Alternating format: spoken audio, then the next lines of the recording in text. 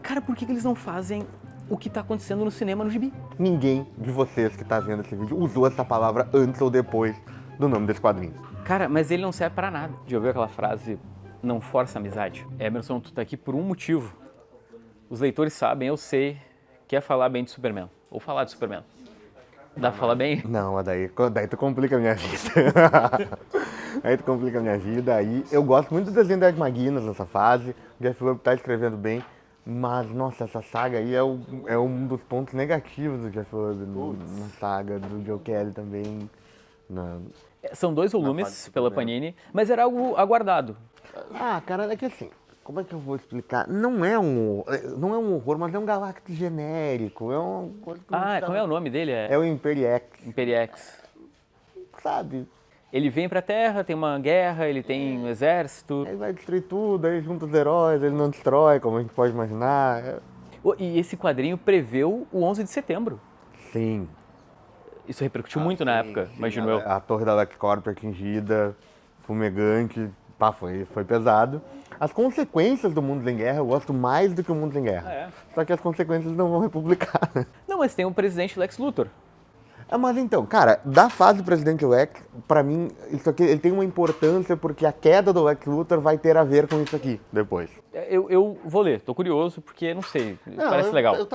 Eu acabo falando mais mal do que realmente isso aqui é ruim. Tipo, não é tão ruim assim, mas tá longe de ser. Eu não entendo classificar isso como um grande evento DC. Entendi. Mas só pra constar, envolve vários personagens. É um grande crossover de todo o universo DC, que nem aqueles crossovers anuais que até hoje tem, né? Agora falando de algo muito legal, tem o volume 2 da saga do Lanterna Verde. Agora a publicação começa a focar na Tropa dos Lanternas Verdes, que é quando tem o Recharge, né, que é quando eles retornam. E aí, pra quem tá lendo, dá pra dizer que esse volume, ele ainda tá arrumando a casa. É a partir do volume 3 que tem a mensal do Lanterna Verde tradicional e tal. Cara, eu recomendo muito mais, justamente quando tem essa...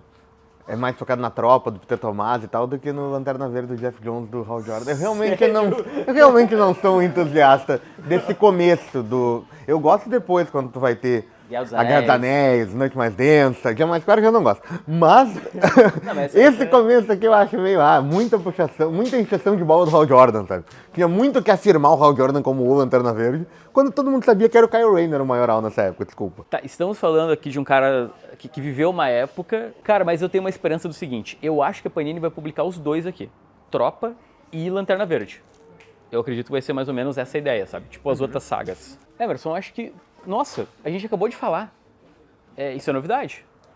Esse é um grande evento DC. Esse é um grande evento DC, esse merece estar aí. Dá pra ler separadamente? Mais ou menos. Sempre dá pra ler separadamente. Sempre é possível, cara. Tipo, essas sagas são feitas pra virar um encadernado e a pessoa poder ler. Bom, Noite Mais Densa, uma grande construção do Geoff Johns até chegar aqui. Cara, a parte negativa é que aqui não tem os tie-ins do Lanterna Verde, que complementam muito esse evento. Tem a volta do Parallax, por exemplo. Dá. É só que a experiência é mais legal completa. E só pra constar, eu acredito que o planejamento da Panini seja o mesmo lá da saga do Batman. Então, tá saindo encadernado capa dura, de algo que vai sair na saga do Lanterna Verde, da mesma forma que o Contágio tá saindo em capa dura e que eu imagino que vai sair, eu não tô achando aqui a saga do Batman, mas vocês entenderam. É porque eu mesmo tapei a saga do Batman, tá aqui, ó. Logo aqui vai ter o Contágio. Emerson, continuando DC, vamos lá, o que tem de novidade? Tem o Superman do Ed Barrows. Só uma coisa, sabe se o Contágio vai realmente sair aqui? Nossa, se não sair, eu acho. Será que não vai acabar no final da queda? Eu tenho minhas dúvidas. Ok. Superman do Ed Barrows, lindão. Lindo. E essa história era pra ser só umas capas do Ed Barrows e gostaram tanto das capas que acabou virando a história que tá aí dentro. E, cara, não importa se o roteiro é bom. É Ed Barrows dentro do Superman, pelo amor de Deus, compra isso.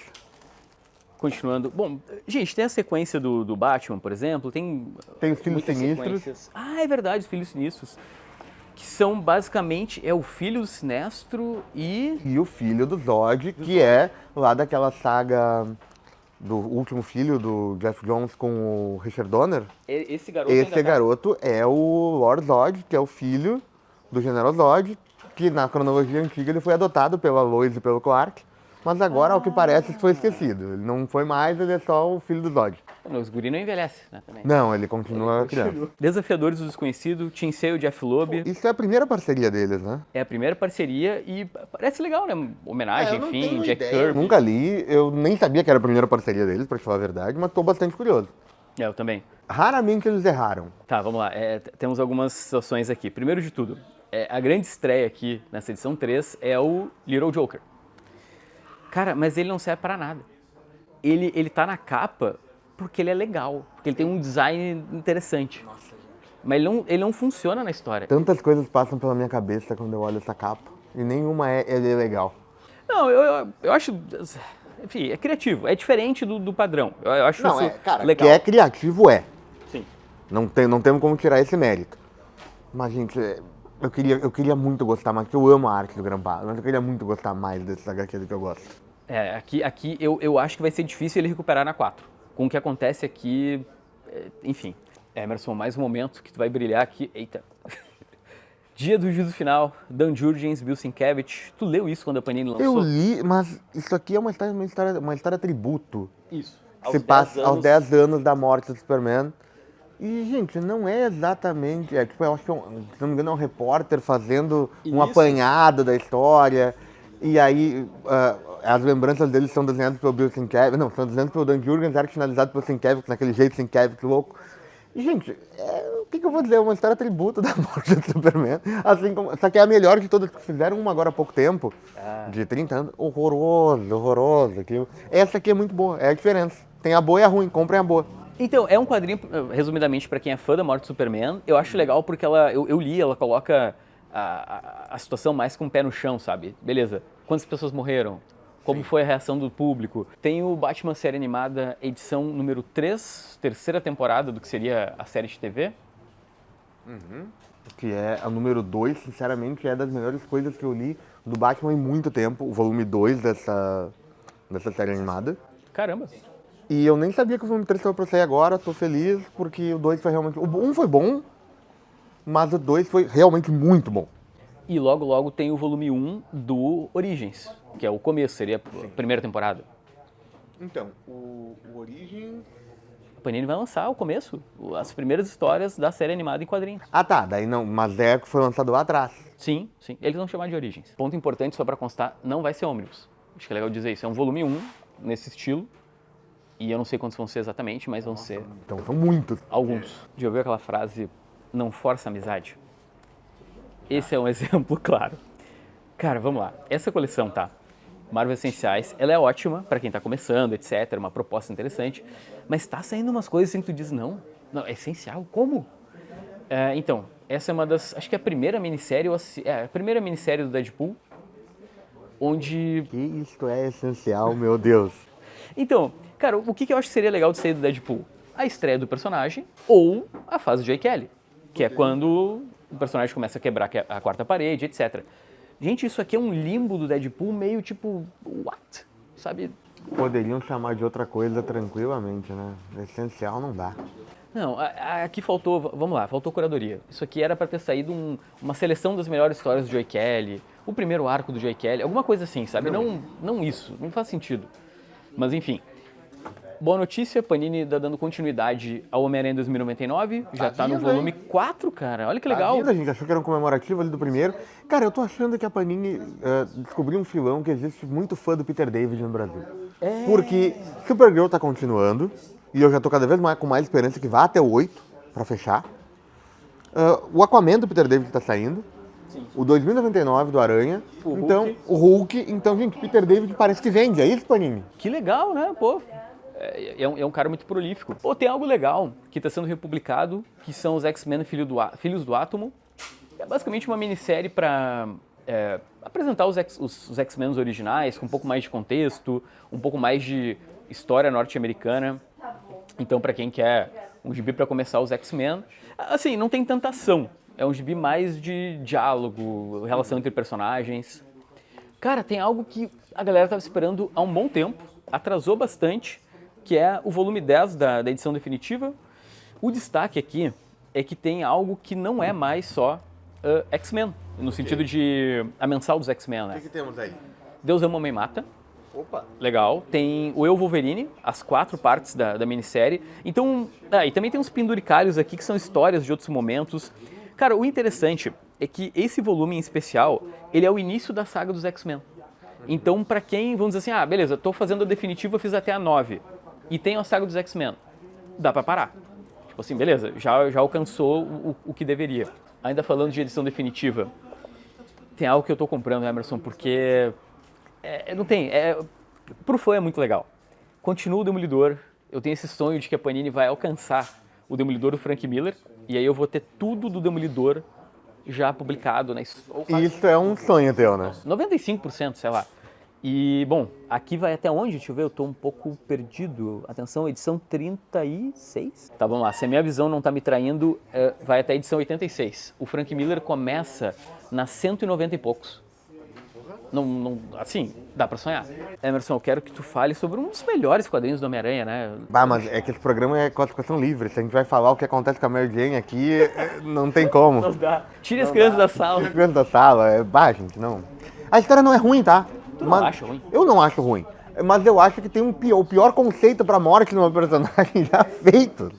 Isso aqui é o Cavaleiro das Trevas do Homem-Aranha, polêmico, muito polêmico. Não é spoiler dizer que a Mary Jane morreu porque a capa é o túmulo da Mary Jane. Não, ela morreu, claramente ela morreu. Mas o motivo da morte dela, assim, é das coisas mais vexatórias que vocês já leram na história dos quadrinhos da Marvel.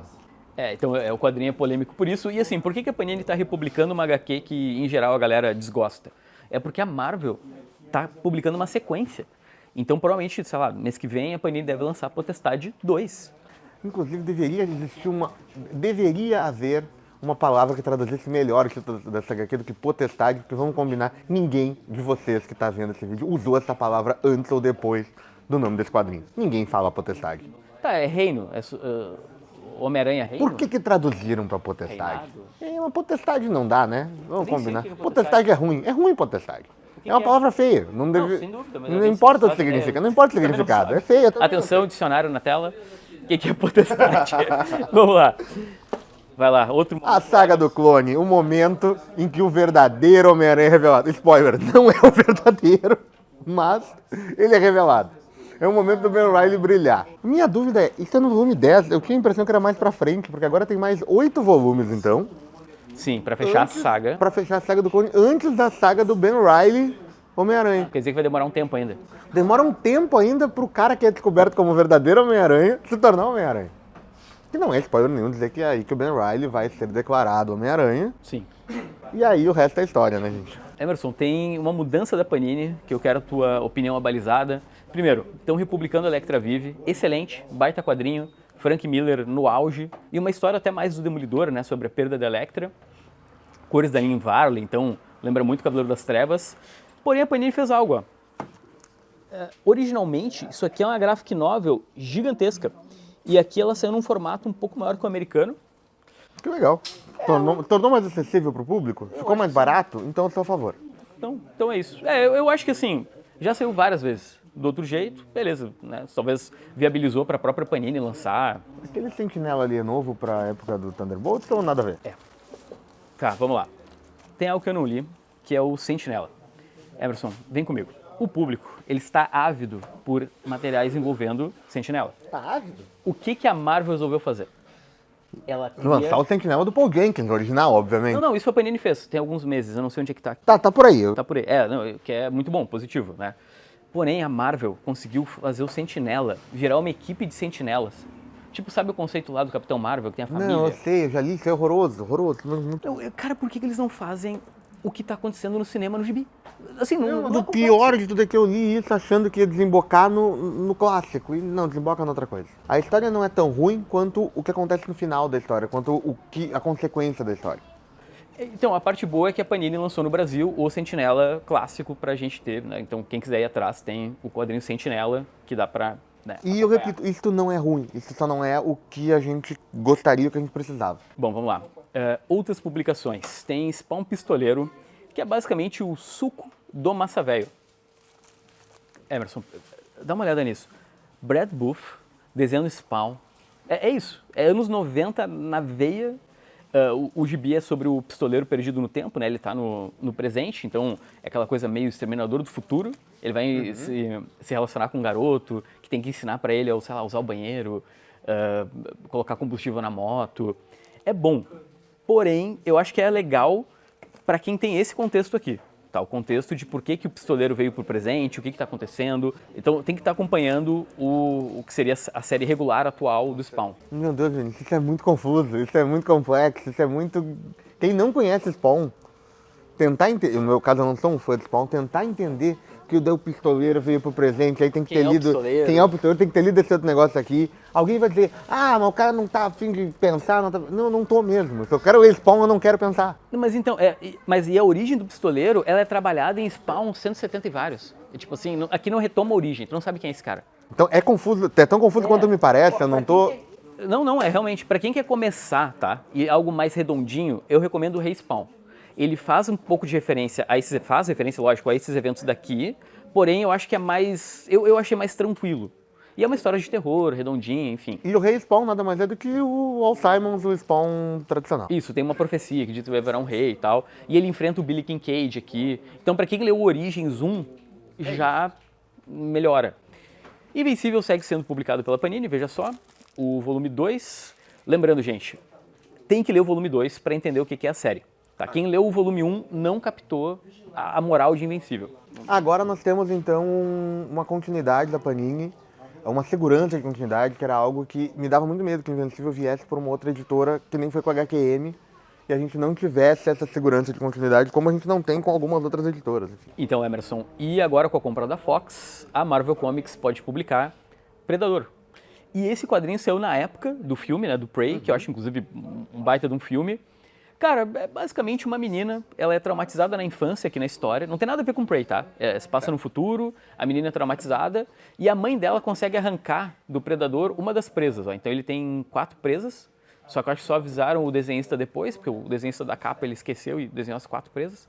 Mas enfim, é uma história bem legal. Se você quer ler algo do Predador, é um redondinho, bacana. Então, e eu acho que tem um público fiel do Predador em quadrinhos, porque a gente já viu que o crossover do Predador com tudo que se pode imaginar. Do Batman até... Cara, tem crossover do Predador com o Art, com o Riverdale. Então, pelo amor de Deus. Mas então, é importante dizer o seguinte, tem um volume 1 aqui na capa, porém dá para ler só esse separadamente, ele se fecha bonitinho, e a gente vai acompanhar então essa trama de vingança dessa garota, caçando o predador assassino, né, dos seus pais. Perfeito. Acabou The Walking Dead. Acabou The Walking Dead. Meu, olha isso, olha o tamanhão desse volume 32. Gente, se você não viveu The Walking Dead, você está vivendo errado. Eu amo esse gibi. E eu, por algum motivo... eu lembro o motivo. Eu não comprei a primeira publicação da Panini, porque tinha muito erro, não sei se você lembra disso. Os primeiros volumes tinham vários erros bizarros. E agora que ela está relançando, beleza, eu fui atrás e eu completei. Eu sou um ser humano completo. E a Panini está relançando no mesmo formato que ela lançou originalmente. No mesmo formato, preto e branco. Bom, descendo aqui na parte inferior, cara, eu acho que o destaque são os quadrinhos da QS Comics, que acabaram de chegar. O Go West é do mesmo autor do Ingens, é basicamente uma antologia que vai contar a história da conquista do Oeste.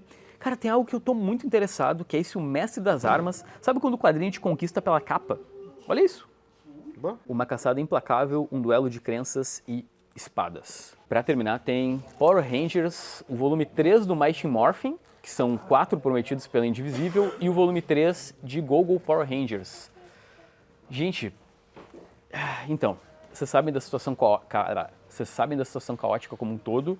O que a gente tem dúvida é quantos de vocês aí do outro lado receberam o volume 3 de Go-Go e Mighty Morphin? Porque no meu último vídeo, o lançamento da semana, eu comentei desse lançamento e muita gente comentou que não tinha recebido ainda. A gente torce para que a galera receba o quanto antes. Lembrando que o Indivisível prometeu 4 volumes, né? Então imagino que logo deve ter a edição 4. E é isso, Emerson. Vamos lá, né, meu? O que eu tenho pra dizer sobre isso, gente? A gente quer muito que dê certo, mas tá uma situação complexa. Tá muito complexo. É muito pela confiança do leitor. Tipo, beleza. Porque, cara, essas séries são longas ainda. Eu não sei o que dizer, gente. Eu sou entusiasta de Power Rangers, só que... Não, desse jeito não dá. Desse jeito como tá sendo publicado, Não dá, nós não temos segurança nenhuma de quando o próximo volume sai. Cara, nem se sai. Vamos combinar? Nem se sai, às vezes. Eu já não consigo mais ignorar os autores brasileiros da Indivisível, tem que isso estão também. reclamando dos seus atrasos. E toda a bola de neve que a editora virou. Então não dá pra pensar em Power Rangers no separado. Então isso me preocupa. Bom, gente, comentem aí embaixo e... a gente vai terminar o programa nessa... Não, calma. Eu tenho um jeito de arrumar o programa pra terminar bem. Aqui, ó. Lúcifer. Isso aqui é o fim de Lucifer, finalmente? Cara, acabou o Lúcifer no Brasil, Emerson, que legal. Aí, ó, saiu em... Cara, pra ter uma noção, são 75 números e a Panini conseguiu publicar tudo em 5.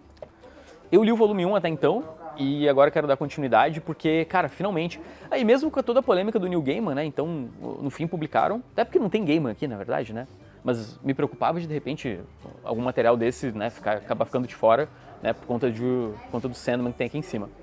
Mas é isso, acabou. Perfeito.